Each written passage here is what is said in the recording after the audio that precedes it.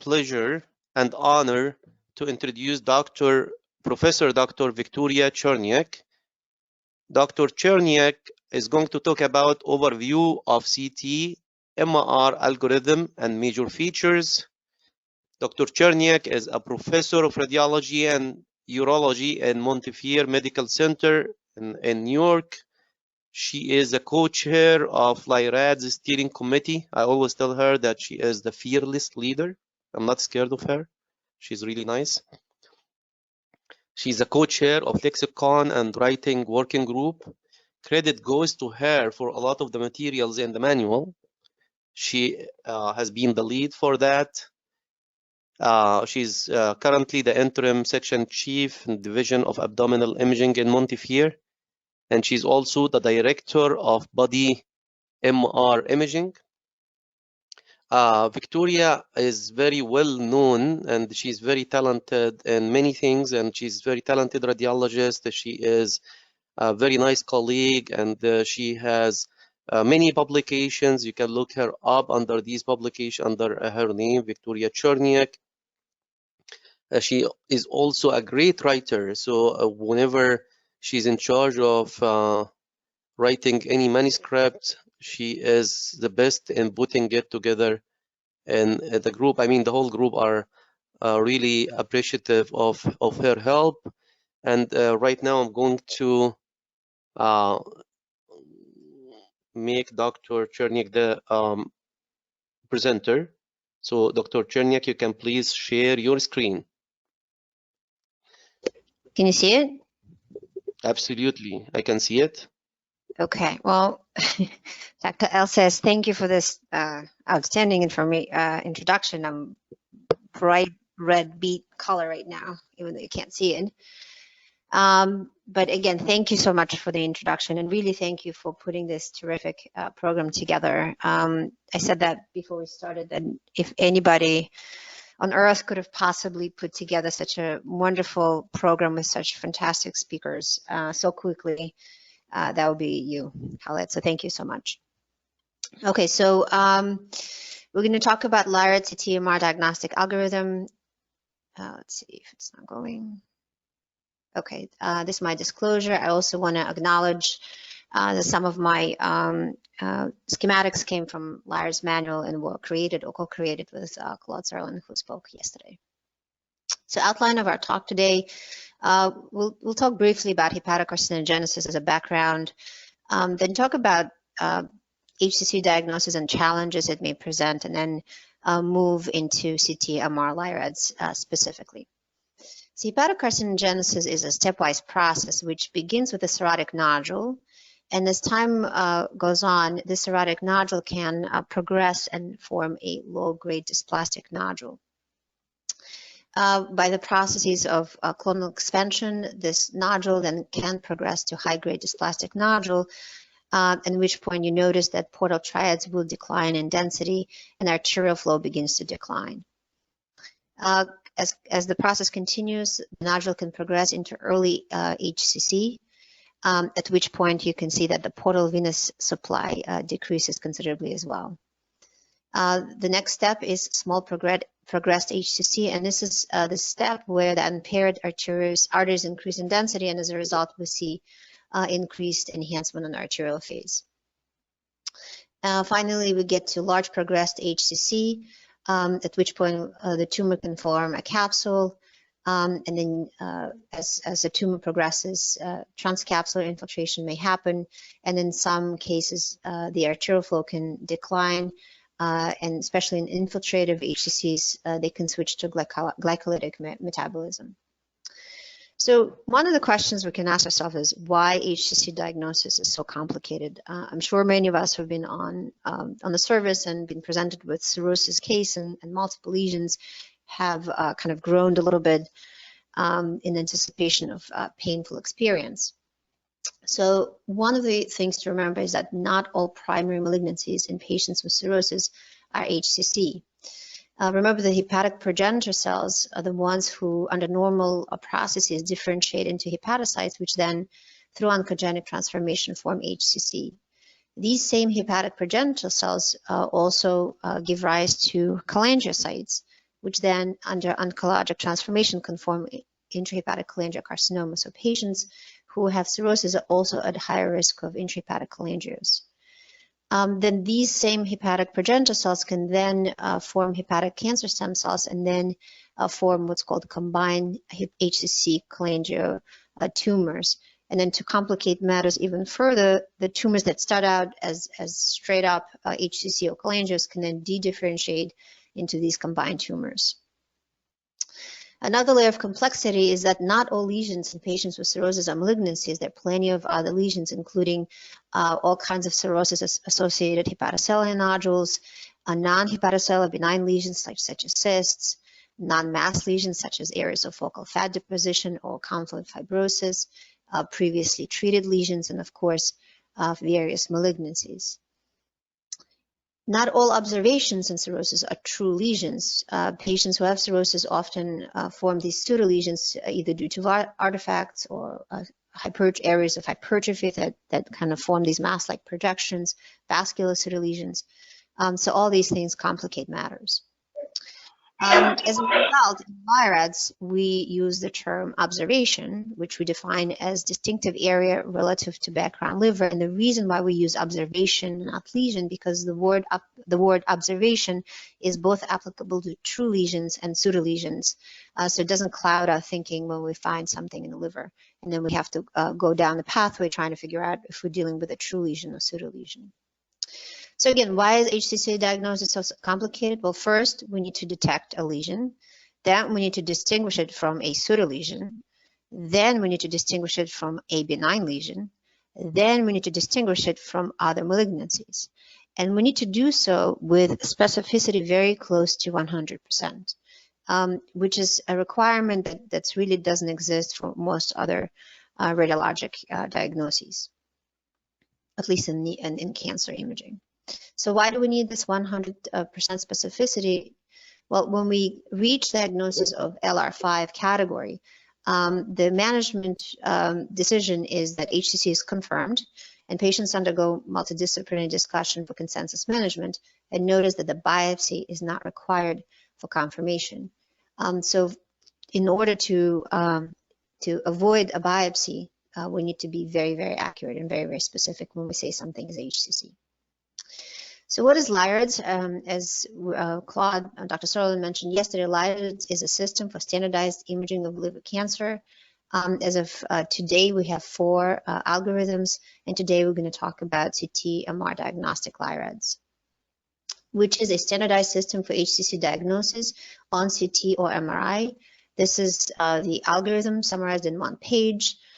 This algorithm is accompanied by a core which provides definitions and descriptions of standardized imaging features along with their definitions. CT-MR diagnostic LI-RADS contains 8 diagnostic categories, which are listed here. We're going to discuss how to assign these categories. Our first step in assigning these categories is apply the LI-RADS algorithm, which is the page that I just showed before. And we start this process by making sure that the patient is at high risk for HCC, which LI-RADS defines as patients who have cirrhosis, chronic hepatitis B viral infection with or without cirrhosis, or patients who have current or prior HCCs. Notice that LI-RADS is not applicable to patients who don't have these risk factors, who are less than 18 years old, or who have cirrhosis due to vascular disorders or congenital hepatic fibrosis. So the question is why? Why make things so complicated? Why can't we just use LI-RADS in everybody? And to understand that, we have to have kind of a little bit of digression into pretest probability. And to do that, we're going to assume that the LR5 criteria have positive likelihood ratio of 17 based on the data we have currently. We're also going to use kind of the pretest probability based on this gastroenterology paper that talks about different prevalences, and we use the highest versus lowest prevalence. So the pretest probability, if the pretest probability is 50, and our test has positive likelihood ratio of 17, our post-test probability is close to 95%. The same test, when applied in a situation where pretest probability is only 1.5%, gives us post-test probability less than 20%, which is, of course, insufficient to say that we can assume that a lesion is HCC when the post-test probability is only 20%. So we need to have high enough pretest probability of HCC to use LI-RADS 5 criteria as definitive diagnosis of HCC. And this is the reason why LI-RADS is only applicable in patients who are at high enough risk of HCC. And those are the patients I've listed before. Okay, so once we confirm that we're using the LI-RADS algorithm in the appropriate patient population, we're going to kind of march down this stepwise algorithm until we get to a node that fits our case. So the first node is if cannot be categorized due to image degradation or omission. This is LRNC, non-categorizable. To understand this, we have to kind of touch upon required phases, which are the same for CT and MR, and they include arterial phase, portal venous phase, and delayed phase.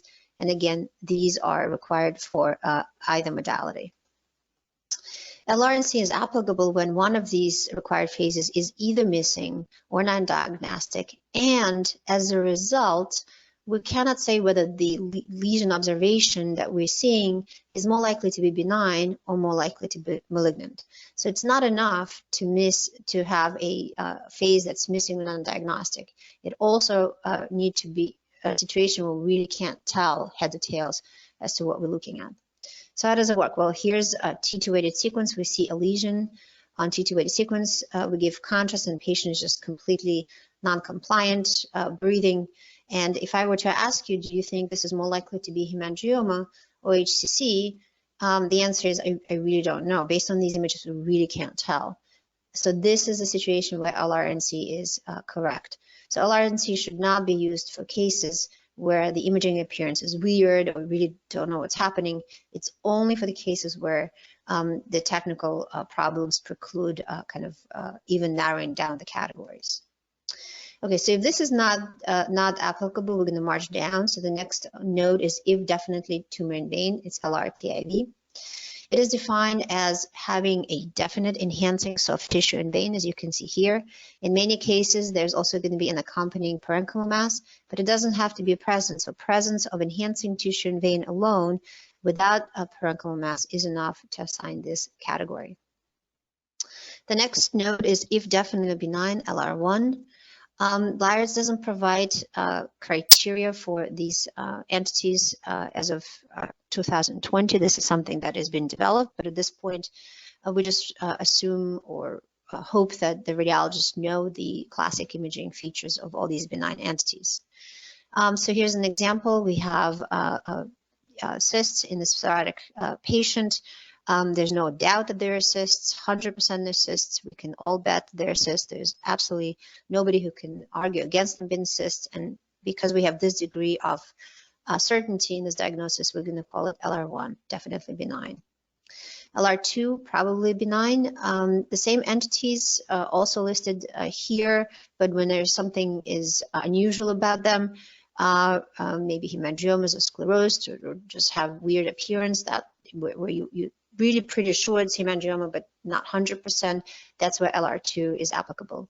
Another entity that's specific to LR2 is called LR2 distinctive nodule. These are nodules which are less than 2 centimeters in diameter. They lack imaging features of malignancy, either major feature or alarm features. They lack ancillary features of malignancy, and this is an example here of LR2 distinctive nodule. The next node in our decision tree, if probably or definitely malignant, but not HCC specific, and this is LRM category. Most LRM lesions will have target-to-it appearance. Target-to-it appearance can be seen on dynamic sequences as a rim arterial phase hyperenhancement, peripheral washout, or delayed central enhancement. And Dr. Fowler will discuss these in much more detail tomorrow. Target-to-it appearance can also be seen on GWI and hepatobiliary phase, as you can see here. So in all these cases, you see this kind of target-like appearance where the periphery of the tumor looks different from the center. Important thing to remember that presence of only one of LRM features is enough to assign LRM category.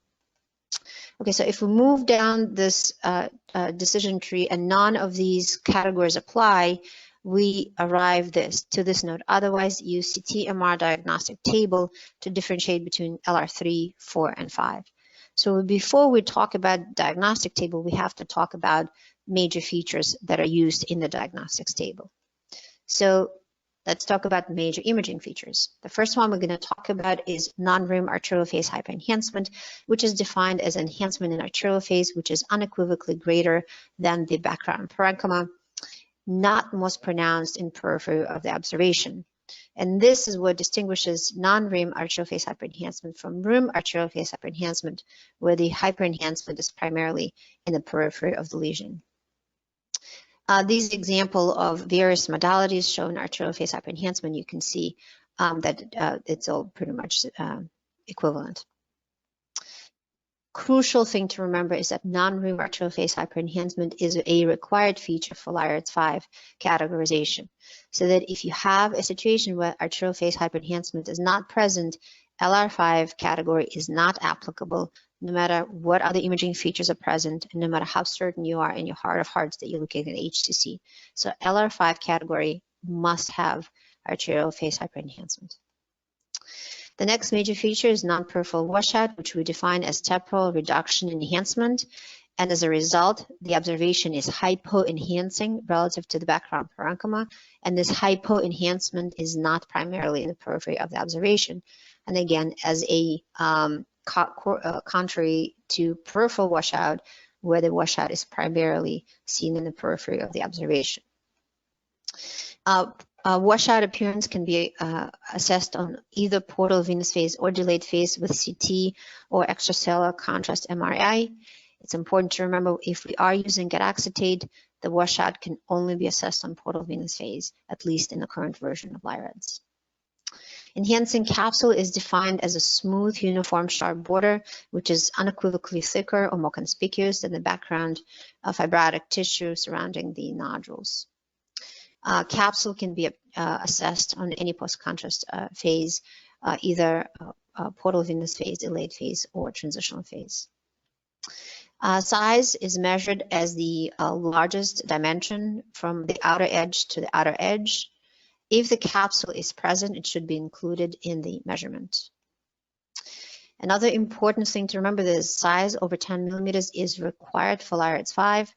So if the observation is less than 10 millimeters, it cannot be categorized as LI-RADS 5. So again, no matter what other imaging features are present, LI-RADS 5 cannot be assigned if the size is less than 10 millimeters. So I'm going to repeat that because it's so important that LI-RADS 5 category requires presence of both non-rim arterial phase hyperenhancement and size of 10 millimeters or greater.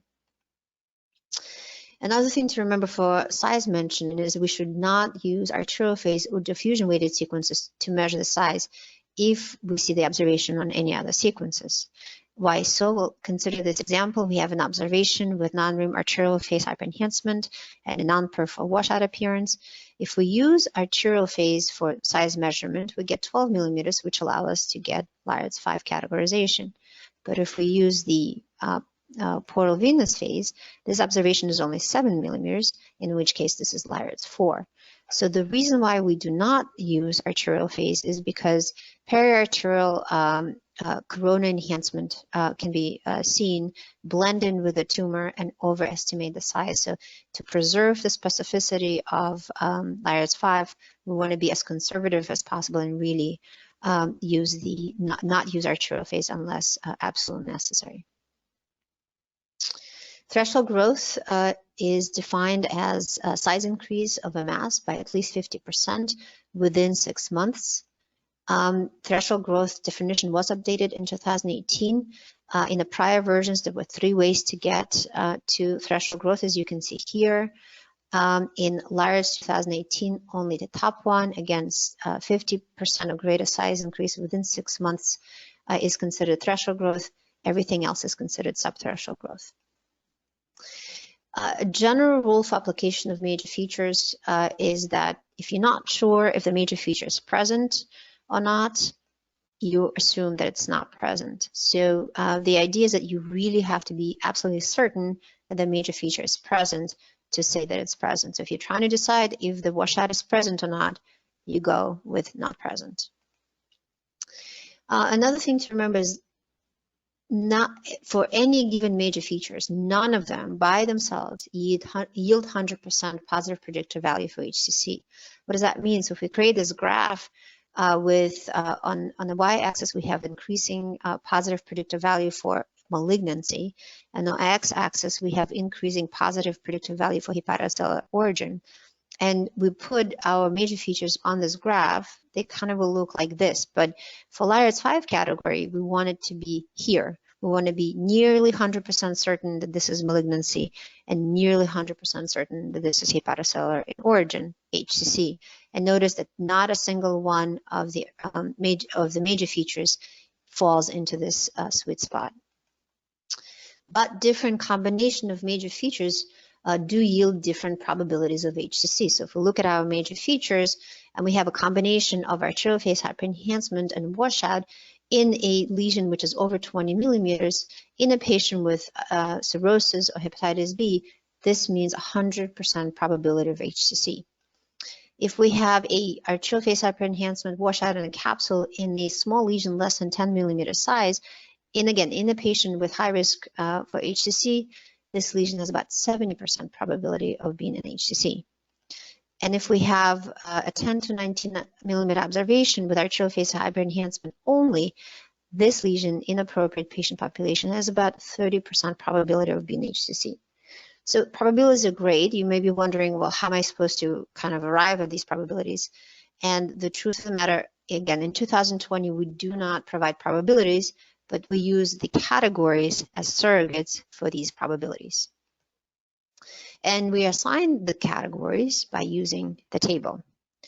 And this is how the table is applied. So we're going to focus on this larger observation right now. First thing we're going to look at is whether or not arterial phase hyperenhancement is present. In this case, it's a yes. So we're going to select the part of the table that's labeled non-rim arterial phase hyperenhancement. The next step is to look at the observation size. In this case, it's 93 millimeters. Again, we're not going to use arterial phase for measurement, which means we're going to select the column where the size is over 20 millimeters. The next thing is we're going to count additional major features. And in this page, in this larger lesion, we only have the washout appearance, which means we have only one additional major feature. Intersection of the row and a column gives us the cell labeled LI-RADS 5. So this observation meets criteria for LI-RADS 5.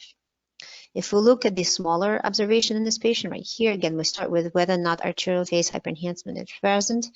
And the answer is it is. So we're going to select the part of the table called non-rim arterial phase hyperenhancement. We're going to look at the size. In this case, this is 17 millimeters. Note that the capsule is included in size measurement. So we're going to select the middle column labeled 10 to 19 millimeters. Next step, we're going to count additional major features. In this case, we have capsule and washout appearance. That means we have two additional major features. We're going to select the bottom row labeled 2 or higher. Again, intersect of the column and a row gives us a cell labeled LI-RADS 5. So this observation is LI-RADS 5. So this is how the table is applied.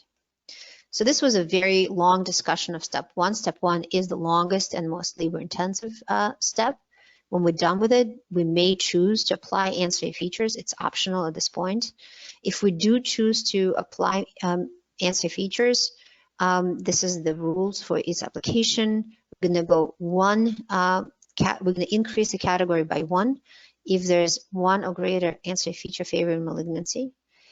Make sure that remember that we cannot go from a 4 to a 5 based on the ancillary features in order to preserve specificity of LI-RADS 5 category. If we have 1 or more ancillary feature of favoring benignity, we can decrease the category by 1. And if we have both ancillary features of malignancy and benignity, we do not adjust the category. The next step, if necessary, we're going to apply tie-breaking rules. What does that mean? Well, you went through steps 1 and 2, and you still are not sure if the category between the two categories. So the rule is that if you're not sure, you choose the category with lowest certainty, either lowest certainty of malignancy or benignity, or lowest certainty of hepatocellular origin, which means if you're deciding between 5 and M, you should go with an M because it's a lower certainty of hepatocellular origin. If you try and decide between 4 and 3, you go to the 3 because it's a lower certainty of malignancy. Final step 4 is very quick. Final check, just does the category that you arrive make sense? If it does make sense, you're done. If it doesn't make sense, you should go back and figure out where the mistake was and recategorize the lesion as appropriate. I spoke about the fact that each LI-RADS category translates into the probability of HCC malignancy, and we now have data that supports that LI-RADS in practice actually works as intended. This was a meta-analysis published about 6 months ago, and you can see that there's a nice straight line for categories 1 through 5, where you see percentage of overall malignancy versus percentage of HCC, and as expected, LI-RADS M kind of falls off this line. So LI-RADS versions 2014 and 2017 performed very nicely. 2018 brought a little bit of a change to it. Dr. Serlin kind of went over this slide yesterday, but to reiterate it, in 2018, a major milestone was achieved, which is unification with ASLD. Which means that the LI-RADS criteria were incorporated into the ASLD practice guidance. You can see this is from the paper where they use LI-RADS categories. They accept LI-RADS 5 criteria, so there's no longer separate ASLD criteria. But for that to happen, we had to change a little bit the LI-RADS 5 criteria. How so? Well, the small lesions, 10 to 19 millimeters, which had non-rim arterial phase hyperenhancement and non-peripheral washout in prior versions had to be visible on screening ultrasound to be called LI-RADS 5 ultrasound. In all other cases, these lesions were called LI-RADS 4. In 2018, the requirement for ultrasound visibility was removed so that any lesion 10 to 19 millimeters with arterial phase hyperenhancement washout now meets criteria for LI-RADS 5. Additionally, because there's only one threshold growth definition, the observations 10 to 19 millimeters with non-rim arterial phase hyperenhancement and threshold growth used to be called LR5G as a designation that they met criteria for opt-in HCC, one of the HCC categories. Now the G can be removed and it's just LI-RADS 5. So, which means that the changes to this criteria will likely affect sensitivity and specificity of LI-RADS 5. We now have a little bit of data that says that specificity for LI-RADS 5 using version 2018 criteria decreases a little bit, somewhere between 3 and 5%. So to summarize what I've talked about, CT-MR algorithm is applied in 4 steps. We first apply this algorithm, we then optionally apply ancillary features. If necessary, we look at the tie-breaking rules and then final check. Does it make sense? Did we come up with an answer that actually makes sense? Remember, for major features, each individual major feature does not have positive predictor value of 100%, which is what is required for LI-RADS 5. And the combination of features yield different probabilities of HCCs, and the diagnostic table is what we use to kind of arrive of what different combination, what different categories will yield. Remember that each LI-RADS category reflects a probability of HCC malignancy or benignity, and then again, LI-RADS diagnostic table is used to assign categories 3, 4, and 5. With that, this is our LI-RADS steering committee, and thank you so much for your attention, for the fact that you joined us. And again, Khaled, thank you so much for organizing this.